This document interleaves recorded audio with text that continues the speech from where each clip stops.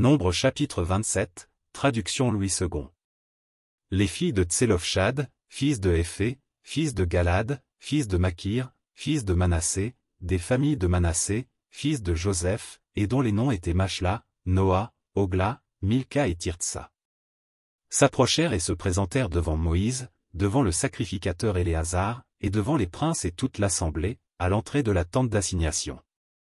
Elles dirent: Notre père est mort dans le désert, il n'était pas au milieu de l'assemblée de ceux qui se révoltèrent contre l'Éternel, de l'assemblée de Corée, mais il est mort pour son péché, et il n'avait point de fil. Pourquoi le nom de notre père serait-il retranché du milieu de sa famille, parce qu'il n'avait point eu de fils? Donne-nous une possession parmi les frères de notre père. Moïse porta la cause devant l'Éternel. Et l'Éternel dit à Moïse: Les filles de Tselofchad ont raison. Tu leur donneras en héritage une possession parmi les frères de leur père, et c'est à elles que tu feras passer l'héritage de leur père. Tu parleras aux enfants d'Israël, et tu diras: Lorsqu'un homme mourra sans laisser de fil, vous ferez passer son héritage à sa fille.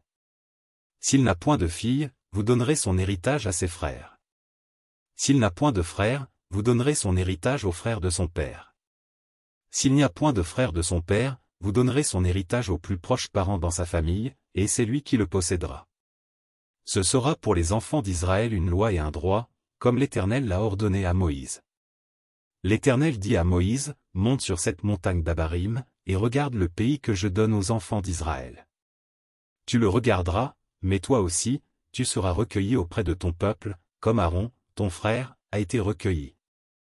Parce que vous avez été rebelles à mon ordre, dans le désert de Tsin, lors de la contestation de l'assemblée, et que vous ne m'avez point sanctifié à leurs yeux à l'occasion des eaux.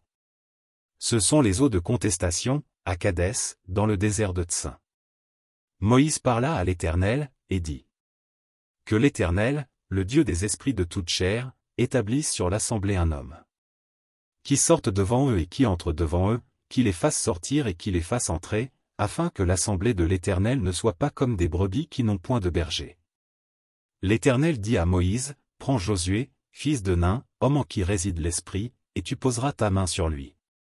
Tu le placeras devant le sacrificateur Éléazar et devant toute l'assemblée, et tu lui donneras des ordres sous leurs yeux.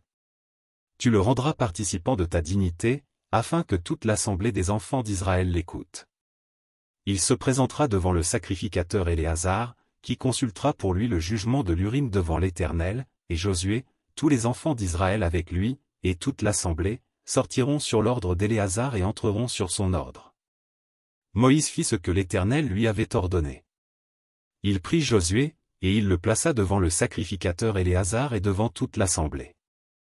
Il posa ses mains sur lui, et lui donna des ordres, comme l'Éternel l'avait dit par Moïse.